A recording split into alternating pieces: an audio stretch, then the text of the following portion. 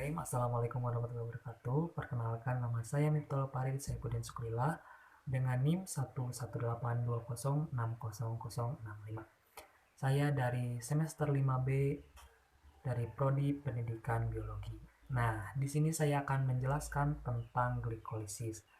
Agar tidak terlalu memperpanjang durasi, mari kita langsung saja ke materi yang pertama.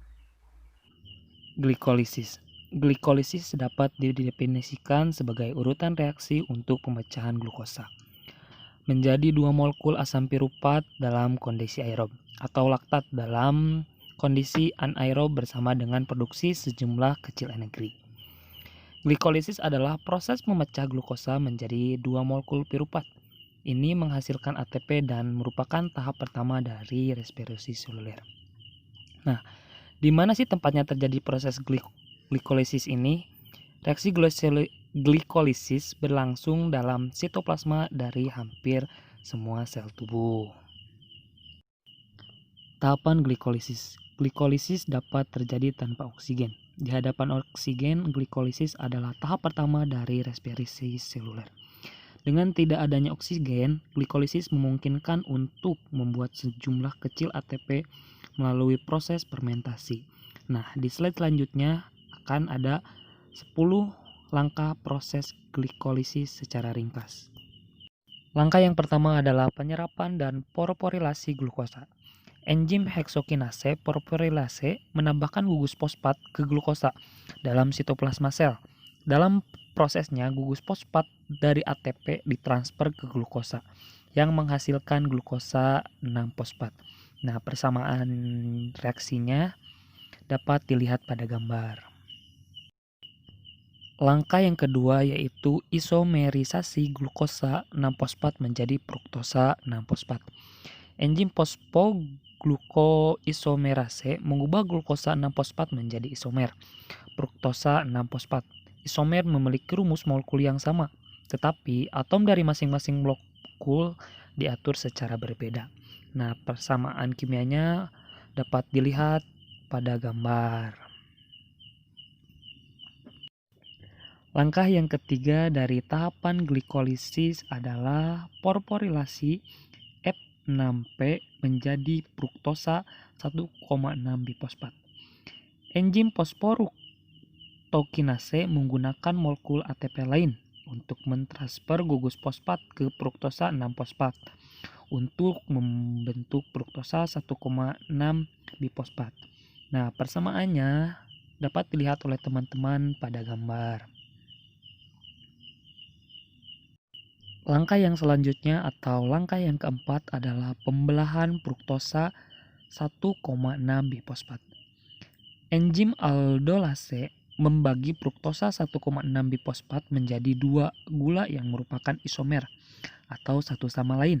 Nah, kedua gula ini adalah dihidroksiaseton fosfat dan gliseraldehid 3-fosfat. Persamaan reaksi kimianya dapat dilihat oleh teman-teman pada gambar. Langkah yang kelima adalah interkonsversi dari fosfat triosa. Enzim triose fosfat isomers dengan cepat mengkonversi molekul dihidroksiaseton dan gliseraldehid 3-fosfat dihilangkan segera setelah dibentuk untuk digunakan pada langkah glikosis berikutnya.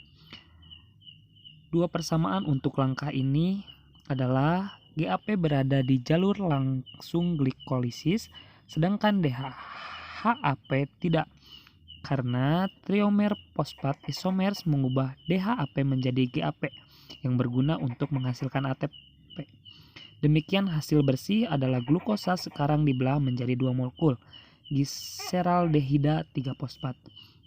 Dan juga reaksi ini cepat dan reversibel. Nah, untuk reaksi kimianya dapat dilihat oleh teman-teman pada gambar. Langkah yang keenam adalah porforilasi GAP oksidatif menjadi 1,3 bisfosfogliserat. Enzim triose fosfat dehidrogenase menjadi dua fungsi dalam langkah ini.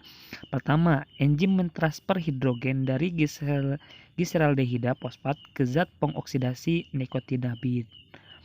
untuk membentuk NADH.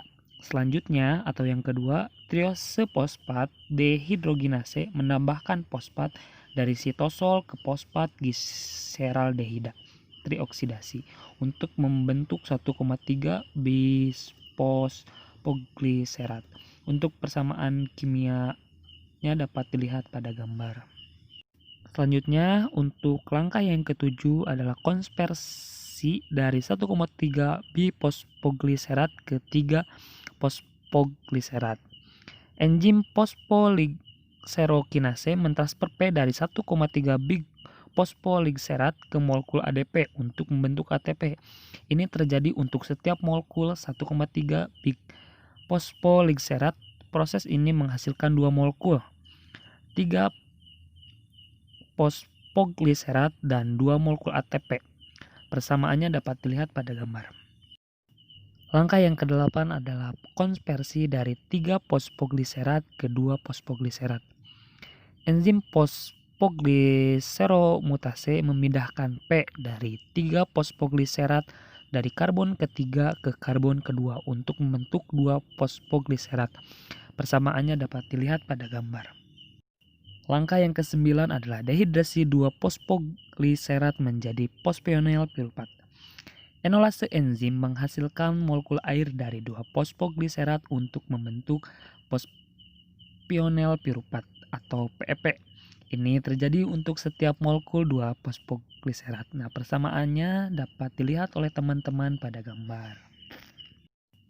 Selanjutnya, untuk langkah yang ke-10 atau langkah yang terakhir untuk tahap glikolisis adalah konversi fosfonol piruvat ke piruvat. Enzim piruvat kinase mentransfer P dari PEP ke ADP untuk membentuk piruvat dari ATP.